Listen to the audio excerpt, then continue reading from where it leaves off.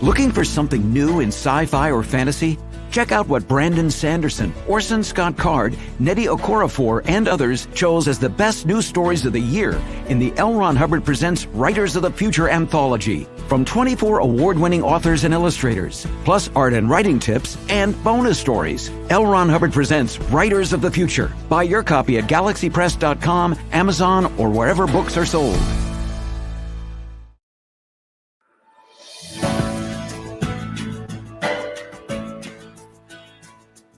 Hello, and welcome to the Writers and Illustrators of the Future podcast. This is John Goodwin, your host. This podcast is dedicated to the aspiring writer and artist and will provide inspiration and tips from top professionals in the field. If you've been listening to this podcast or are new to it, I thank you very much. I would also appreciate it if you took a moment to follow on whatever platform you use to listen to your podcast. I also have to let you know that our latest volume of L. Ron Hubbard Presents Writers of the Future, featuring the winners I'm about to interview, is now available in bookstores throughout the US, Canada, the UK, South Africa, and Australia, as well as through all major online retailers. We are currently at the last night of the Writers of the Future, Illustrators of the Future workshop and awards week. And today we had a 4.5-hour long seminar on how to promote yourself, and we're culminating in a podcast interview with all the winners. And so right now, I'm very happy to be chatting with 3 writer winners, plus one more we're expecting shortly. So let's get started. Each one, please give me your name and the story you wrote. I'm David Hankins, and I wrote Death and the Taxman. I'm Spencer Sekulin, and I wrote The Children of Desolation. And I'm TJ Knight, and I wrote The Fall of Crodendra M. All right, so 3 totally amazingly different stories, each to be found in Writers of the Future, Volume 39. And I'm always, every year, I'm just amazed at, I've been doing this for a long time, So you got science fiction, you got fantasy, and you've obviously got the various subgenres, but with that many years, that many stories that have crossed my eyes, reading this, it's amazing how they're always so unique, so different. And I know that's one of the criteria for actually winning the contest, is that you are able to create something totally fresh on existing tropes, or rarely someone will come up with a new one, but you could read steampunk half a dozen years before steampunk became a genre that people were interested in. So what you guys are writing out too is going to be, what people will be reading half a dozen years from now as you move up the ranks as established authors. So how did you come up with your idea, and describe a little about your story? So Death and the Taxman is, it's about the Grim Reaper who is trapped in an IRS agent's dying body, and he has to figure out how to regain his powers before he faces judgment for his original sin. And so the idea actually came about not long after the passing of the previous coordinating judge, Dave Farland, and there was a lot of, rightfully so, sorrow at his passing. Yeah. And we were looking at how people cope with death, because it's, death is a natural part of life. No, it's the one thing that no one escapes. But what if someone did? And so that's what I looked at. I looked at, what if someone did actually manage to cheat death? How would that look? And because I tend to write in humor, it turned into this, rip-roaring comedy adventure that is Death and Taxman. Absolutely, and it's very effective humorous sci-fi, and which is Jody's specialty. Right. Yeah, absolutely. Okay. Mm-hmm. So again, this is Spencer Sekulin. My story, Children of Desolation, it's more of a, unlike Mr. Hankins here, not so much on the humor side. This is hardly not quite. Yeah. Okay, so this is more of a post-apocalyptic fantasy story. So it's set in a post-apocalyptic South Africa. Tumelo Laska is the main character, and he's one of the last train operators in the ruins of humanity in that location. And he's in a bit of a fix, as it were. His wife is dying. He's buried in debt to some very corrupt individuals, and he's trying to figure out just how to stay afloat. So this whole story, as it were, is basically his journey trying to achieve that yearning, but through an unexpected way. And that all kind of starts when a unlikely client enlists his services to take her to basically the heart of the apocalyptic desolation in South Africa there. It really started as a story title. I didn't actually know what to write for it. I just thought, The Children of Desolation sounds like a cool story title. That is a cool story. I know. So I did that, and I just left it in a blank Word document for a few years. And I think it was summer of 2019. Yeah, like it was September of 2019 that I just sat down. There was some good music that was really turning my creative gears at the time, and things just started coming together for that one. It wasn't really premeditated. I just thought, okay, South Africa, trains, that kind of fallout, post-apocalyptic setting, but with a bit of a magical bend, right? Because the lines between was it Rush music you were listening to? No, it was soundtrack music. Okay. It was some soundtrack music. All right, I just checking. Canadian, I was always wondering. No, if you're I can't write to that. No, All right. Unfortunately, no. It's mainly instrumentals and atmospheric stuff I listen to. Yeah, okay. But anyway, so that just started to form, and then for me, blending science fiction and fantasy tends to happen where, okay, what's the line between the two, right? Mhm. Because for some people, magic is magic, but if you understand how it works, it's science. So I didn't even know how to classify the story initially. Like, is this science fiction? Is this fantasy? But with how it turned out, it's more of a post-apocalyptic fantasy. But I had a lot of fun writing it, but it was as much a surprise to me as to anyone else. Yeah. One thing was about your story is just the sense of humanity. I mean, there's some seriously nasty folks in there. Mm-hmm. But what he tries to do to save his wife and the blind girl there, just the sense of humanity really shines, even despite all that nastiness and the just bluff of people. That's just the people that own that and the excising the taxes. And okay, you've got, you paid for 10 minutes. It's going to cost you this more to get another. Yeah. It's like, man, that's rough. Mm-hmm. But again, with the heart of that story, right? I always like to write things where people are overcoming tremendous odds. They're really in tune with what it means to be human, and be that forgiveness, be that love, be that courage and strength, contending against what's also in us, which is evil, right? Right. We all have. I forget who said it, right? But the line between good and evil cuts through the heart of every single man, every single human, right? Right. So we all have that capacity. So I always like to play with those themes, I guess, with my fiction. Good. Well, that's a good theme. All right. I'm TJ Knight, and I wrote The Fall of Crodendra M. And the idea came from sleeplessness when my son was very young, and my mind was in another plane. And so the word Crodendra just popped into my head without meaning. And so I like. Yeah, I was wondering that word. What's that word? Yeah, I was half asleep, and I was half on a rug on the living room floor and half on the wooden living room floor, and just in a weird place, I suppose, and half asleep, and the word just popped into my head. So I stood up and I wrote it down on a piece of paper, and that was all I had. And I looked at the word, and everything built around that, the idea of the telescopes that can see onto other planets. And I figured someday that's going to happen.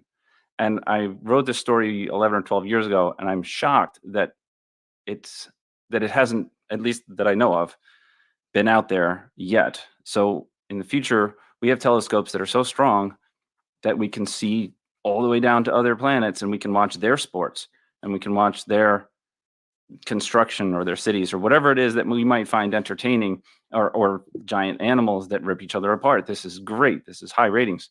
And so to answer exactly what the story is about, I actually like that question because there's a lot of different answers, but the number one answer for me is showing up. And showing up meaning that for a loved one or for a celebration. So when I was, my family, my wife's family, whenever anyone gets sick or anything, they all show up. They're like bees. And so in the story, the main character, he didn't show up when his brother was on the way down. So he's on the way down and out. and he had excuses, and so he didn't show up, and it bothered him to a point, but he had his life to live, and so he was doing that. And that's kind of how we can get so focused on what we're doing and our drive and our ambitions. And so the opportunity, or the unfortunate opportunity, comes up again, and he's forced, and this time he's going to show up. And the situation is that it's an alien boy on an alien planet trillions of miles away through a wormhole. And now is when he decides, I'm going to do this. I'm not going to make this mistake again. So if you look at the art, the brilliant art, you'll see something is going on. And so that's the culmination of his guilt and a rare opportunity to do something, to show up. So finally, the main character shows up. So that's the lesson, the theme. The lesson is, I hope somebody out there is touched by the story and says, you know what? I am going to show up next time someone says, hey, can you come over? I need your help, or anything similar. That's a really good message on that one there. So year winners in year 39, what's the importance that you see for writers of the future, both to yourself and to the future science fiction and fantasy? For me, Writers of the Future is what brought me from being an enthusiastic amateur to being a published professional. The resources that Writers of the Future provides are amazing and free to use for whatever writer wants to use them. So I've been on the Writers of the Future forum for a couple of years now, using all the resources and the people that have built this community that just wants to help.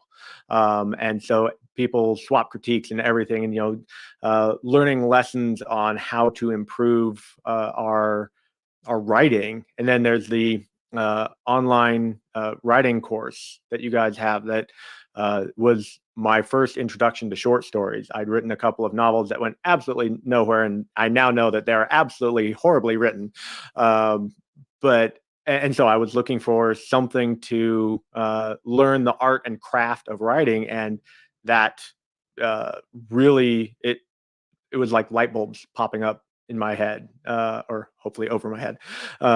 And so, yeah, all of that, I started listening to the podcast and just learning from experts in the field. And so all of that has been this uplifting experience of helping. And so that's really what Writers of the Future means to me, is it's helping writers become more, providing all the resources. They're all out there. All you have to do is use them and write. Great. You're on. So again, a lot of what Mr. Hankins there said resonates with me as well. But for me, the Writers of the Future contest, it really represented, I would say, a message, firstly, from a personal level, the message that, I can write. It's for the longest time, it's been a hobby. It's something I enjoyed doing. And like some other people here, I started writing really long fiction, and I wrote a few things novel length that weren't so good, and then realized maybe some short stories would be a fun idea. So I started doing that, and then just by a random Google search came across this contest, and then realized, wow, this kind of thing exists. So I started submitting to that and took the courses there, and it really taught me a lot of things I realized I was lacking. And then the whole process of showing up again and again and submitting again and again and getting some validation too from that, like the honorable mentions, the silver honorable mention, kept me going, as it were, because rejection's rough when you're new. Rejection is very rough. Yeah. When you're new to it, like when you're a veteran, you kind of get used to it a bit. It still hurts, but when you're new, it stings a lot more. So anyway, so that validation was very helpful. And then the courses, and like especially by David Farland, the courses he provided and all that really helped me write better short stories. And all of that felt like, again, support coming from the outside. Right. So this contest is almost like it is a contest. It's very competitive. Many people compete for those, for the win. But at the same time, how it's structured and how it's run, it's a support network, frankly, like a pseudo support network, as it were, right? Where on the forums or, through the feedback you might get that we now give out, you give out feedback with some rejections too, or honorable mentions. But it just helps writers that aren't familiar with the craft or who are just getting into it to go from being hobbyists to being on a professional level, which is again what happened in our case here and in my case. So it was really a support network and a growth experience, and that sense of community you get from the contest too, from your fellow authors, from the forums, from the judges, and of course during this whole week here, right? That sense of family and community, which is very uncommon, I would say, with writers, because with writing, you're on your own, you write in your closet or wherever you write. At least for me, it felt like I was writing in a closet. So to create a sense of community where you're not alone in it and you're with other people that understand you and have all been through what you've been through, like that opens the world up, and it makes it so much better and helps creativity flow so much better as well, because you realize you can write, you can get better at writing, and you're not alone in that process. So that means a lot to me. Good, thank you. And TJ. Yes. Well, first, what it means to me, I'm a super fan. I am literally a super fan of the contest, as a reader first, and then as a writer, and as both. So I've been giving people trivia all week, and I've been supplying answers or even anecdotes. I've got it all. So that's one side of it, my personal side, I suppose. But the training that we receive, it's a free training course on how to write. And whether you go to the online class or you go to the forums or you read the books and you say, I want to get better, I want to submit, and I want to win, you're training yourself just like any athlete or college student. Ultimately it's a master's class, because I pretty much just wrote for this contest for the past 12 years. I mean, I would submit other places, but I wanted to learn how to write a story that would win here. And to win here is incredibly difficult and challenging. And I said, that's what I want. And so I'm taking a master's class on my own, at my own pace. And yeah, it took a little longer than some other folks, but I got there. And so pace yourself, do it your way, and you could be up here as well. And I also got a lot of friendship over the years from the online forums. This is my social network. I work from home, and I have one employee that works part-time. So for me, having the community online of other people, building friendships that go outside the forum. We email each other. We visit from time to time. I get phone calls from a truck driver, and I'm in Canada, I'm in Florida. He just calls me, and I met him on the forums. So that's a lot of fun. So now I have the win, and I have new friends that I've met face to face, and a gorgeous image that Chris Arias drew, and everything is just tremendous. That's great. So now, obviously, this contest was created by L. Ron Hubbard in 1983. So are any of you familiar with any of L. Ron Hubbard's works? Yes, I've been working my way through Battlefield Earth. I didn't realize at the time when I got it quite how heavy of a tome it was. So I'm about 20% the way through it. But yeah, I've been reading that, and as well as reading the short stories that the contest publishes in the different anthologies. And I really enjoy the witty style that he has, especially the short stories in the anthologies. Okay, good. Anybody else read anything? I listened to again, I do a lot of commuting long distances, so I had the pleasure of listening to his book Fear in audiobook format, which is very well performed as well. So congratulations to Thank you. the people who voiced that.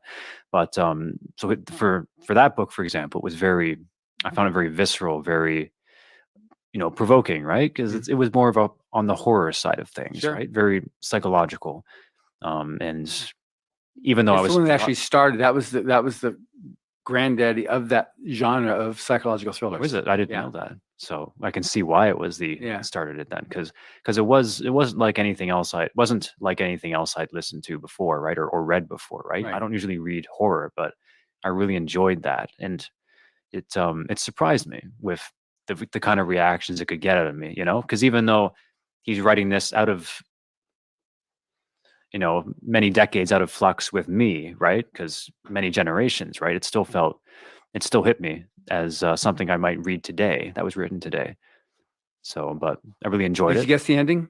No, actually, I wasn't thinking that. No, it was totally a good ending. Me from. Yeah, it was a definitely good ending.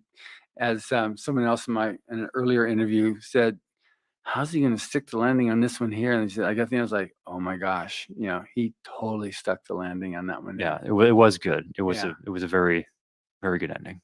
Good. Have you read any of? Yes, I would definitely. think so. Yeah.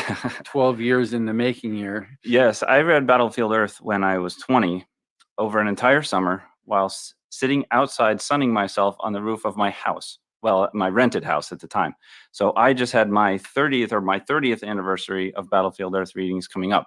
So I was thinking of listening to the audiobook or getting out finding a chair, parking it on the roof and doing it again. So we have the unabridged audiobook, right? Yes. Oh, Joni was telling me about that as part of the tour here.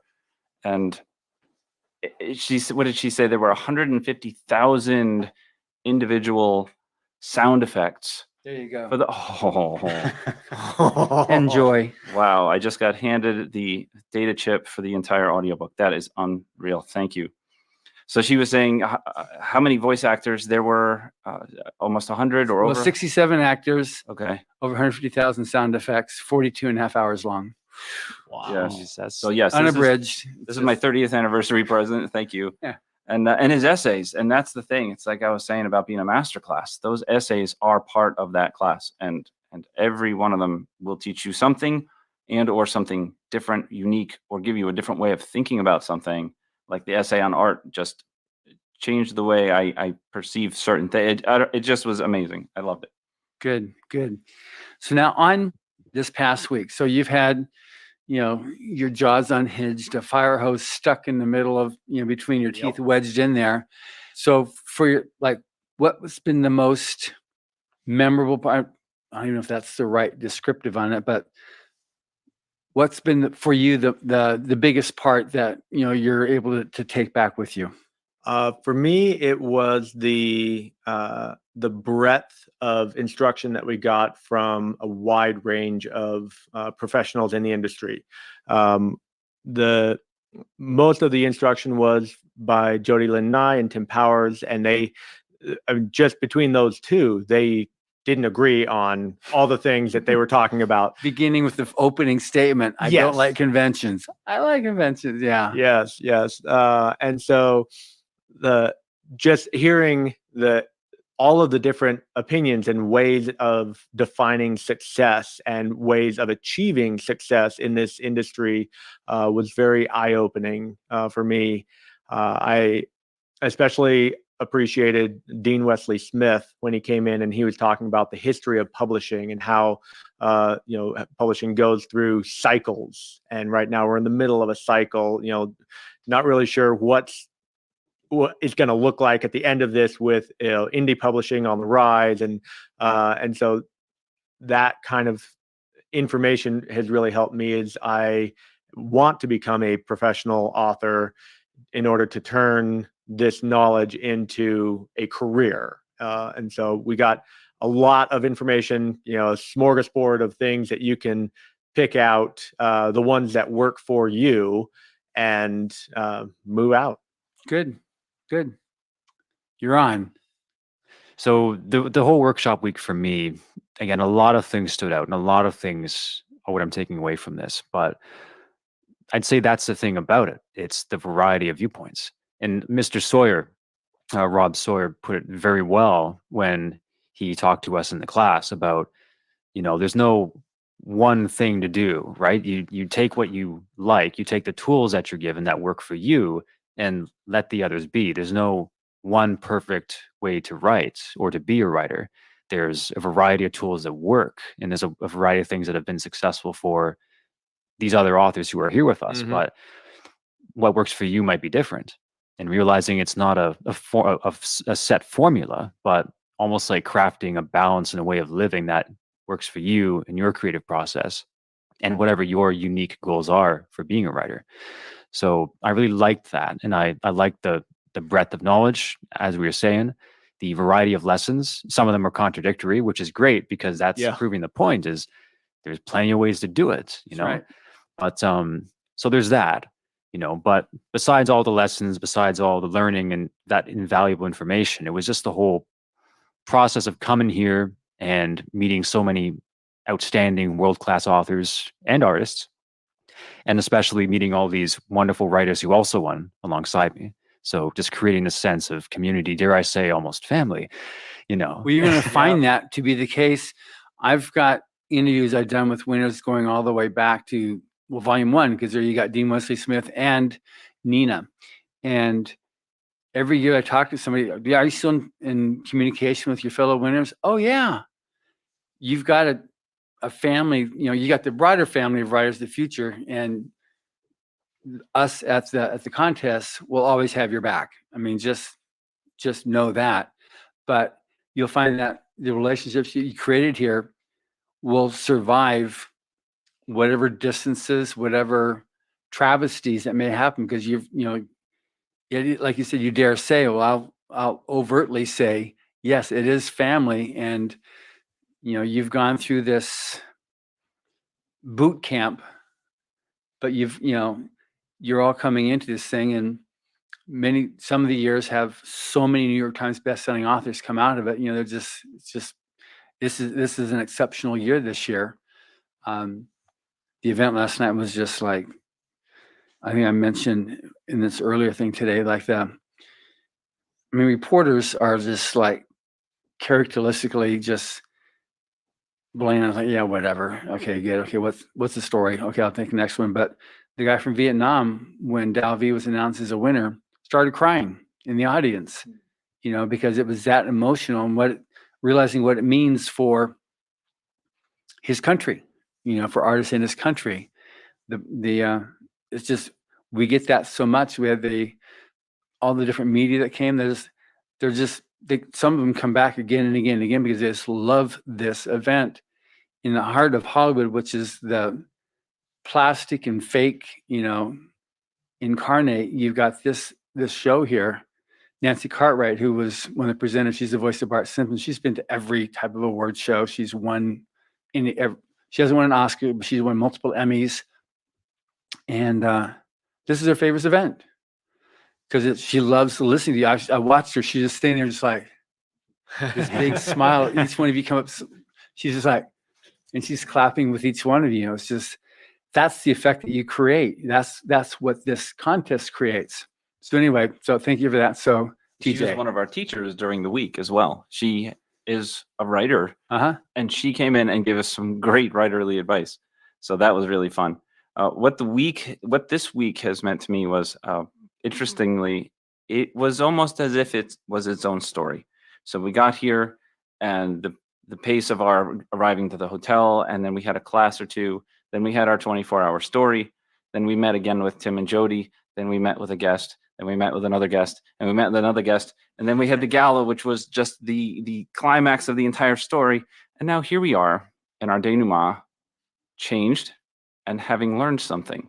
So this week itself was a story, and I went along for the ride. I was the character this week, and I've written so many stories about so many characters, and now I have even more information to say. I know what that feels like. I was the character, and forever I'm going to be in my character's shoes, no matter what they're doing, because I can draw on any one of the so many experiences from this week and say, that's how that felt. That's how that felt. So the week itself was really life-changing for me, and I can't wait to get home and write, because I'm ready to go, and yeah, I'm gonna hit that computer, and my keyboard is gonna sizzle. That's awesome. Okay, we're at the halfway mark here, and we just had entrance stage left, Sam Parr. He came in all the way from UK to talk to us on this last half hour. So welcome, Sam. Hello, John, and welcome to everyone. Nice to be here. All right. So just real quick to catch you up with everybody else, tell me about your story and what it's about. My story is the last history. So if you imagine centuries ago in ancient imperial China, there used to be a grand exam for the civil service where students would have to go and sometimes take an exam for 5 days or more straight to see if they could get in. In my story, what I've done is reimagine this, but with magic and with a talking frog, and make it into a battle royale. Into this, I throw old lady, Quiet Gate, who's done the exam quite a few times, but has nothing to lose, and see how she gets on in the grand finale of her life. And your story was so inspirational that the artist Dao V was a grand prize winner, illustrating the final scene from your story.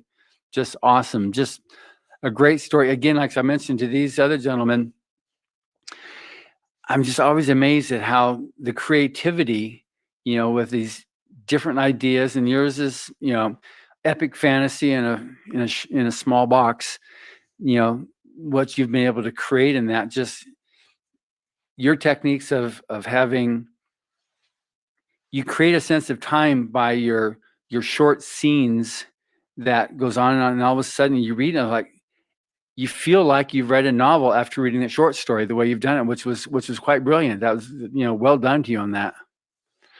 So you've all won the contest. So how many times did you enter before you won? I entered 5 times. So I found the contest through Google, just like Spencer did.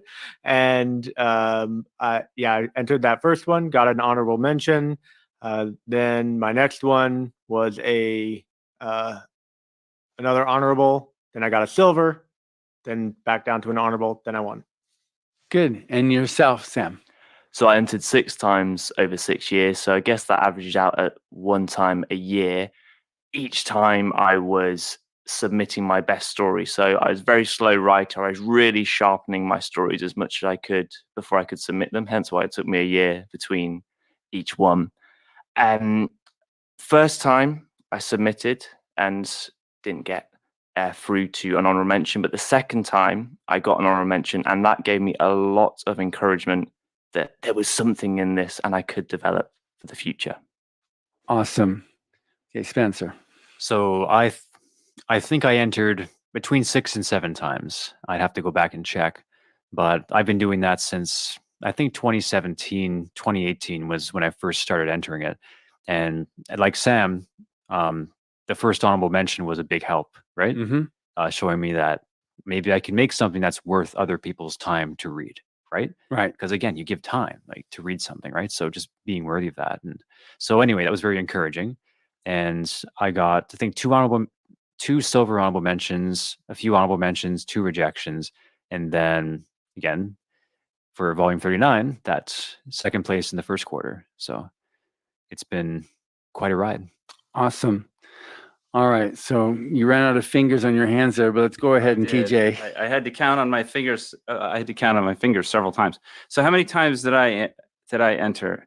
How many times did I enter the story that I won with? It might be the real question. If you, Heinlein says write, submit, forget. So I had to disagree because, as I stated earlier, I'm in the middle of a master's class, so I'm doing it my way, and one of my ways was to edit a story. If I wanted to edit a story, edit it again. If I wanted to edit it again, and I could keep going. So 32 is the answer, and 32 times. So I know that's not the record, but it's a long time. And the thing is that 12 years. 12 years here and there. I missed a few quarters here and there, and I think I've got 23, 20, 25 certificates, and I will say for a moment that part of the enjoyment of writing for Writers of the Future is the certificates. Is even though a story might get a rejection, you still get a certificate. They still say, here's this encouragement, here's the level that this story is at, because semi-finalist, silver honorable mention, they're saying you're really getting close. And so over and over again, I would get them and then say, okay, you're really close, you're really close. So the process of writing, the process of submitting, and I enjoy this. I enjoy the process. So I'm sitting at my computer and I'm either editing an old story or I'm coming up with a new one. And so I enjoy doing all those things. So when I say 32, it's like, oh man, how did you do that? How did you last so long? It wasn't a problem. It was fun to do, and I'm glad to have won. Don't get me wrong, but it could have come at any time. It happened to come this time around, but otherwise, 32. Awesome, thanks. Yeah, and I think just going off what Dustin said was a big lesson I had, which is the joy is actually in the journey, not the destination in many ways. And actually something that I found was that Writers of the Future is a very prestigious contest, and to get an honorable mention there is still a high mark of praise. And so my honorable mentions often found homes in magazines or in websites. They were good enough for there, they just weren't quite ready for Writers of the Future standard yet. So even if you're not getting to be a winner, that doesn't mean that you still can't be publishing your stories at some level just as you're starting out.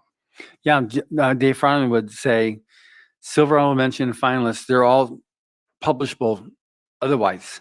They just, whatever it is about Writers of the Future. And like Orson Scott Card said, when he had the Intergalactic Medicine Show, said, yeah, we got what Writers of the Future rejected. So, yeah. I'd like to add also that one of the things about the Writers of the Future as a science fiction and fantasy market is, we talked about this during the class too, that there are stories that sometimes are truly not a fit for the story, perhaps a horror story, right? And so they said it could be the most brilliant horror story, Stephen King level horror, and it won't get picked up here because that's not what Writers of the Future publishes. So even a straight rejection, even if they say, we're sorry, we don't want this story, we didn't give it a certificate, we didn't read it, perhaps it's just not for this market. And I've heard people on the forum, they say, I sent my rejection without changing a word to a pro level market and they picked it up. It's like, why did they do that? Well, because it was for that market. That's right. And so this market is it is a different market. Study the market, pick up the old books, read them, and you will know what they're looking for and go for it. Absolutely. So now, this is Writers of the Future. People that participate are aspiring writers. They want to obviously achieve where you guys have now arrived. And so what I'm interested in maybe you're sharing is, what have you learned since having won the contest that you wish you would have known before that would have saved you considerable grief or years or something that would have made your arrival that much quicker or more assured? I don't know that I can, say the thing that would have saved me time, because I went from finding Writers of the Future on Google to winning the contest in 18 months. So I attribute my rapid learning and progressing through my story writing to the forum there, and Wolf Moon has his Super Secrets of Writing there on the forum, and I studied those. Did you do the Writers of the Future workshop? I did the Writers of the Future workshop first, and so that provided me the baseline that I thought I knew how to write because I could string words together into a sentence, and that was my first introduction to actual craft. And so that provided the baseline that gave me an honorable mention on my first story. And then after that, I found Moon Super Secrets, which was like the accelerated course that built on that baseline. Right. And so for me, it was finding those resources that are there available from Writers of the Future that shortened my timeline so that I wasn't taking the average 7, 10, or 12 years that other people can take. Like, I mean, Moon, it took him 25 years before he won the contest. So yeah, his was a very emotional acceptance speech. Yes. Absolutely. Okay, yourself, Sam. Yeah, I'd echo what David said.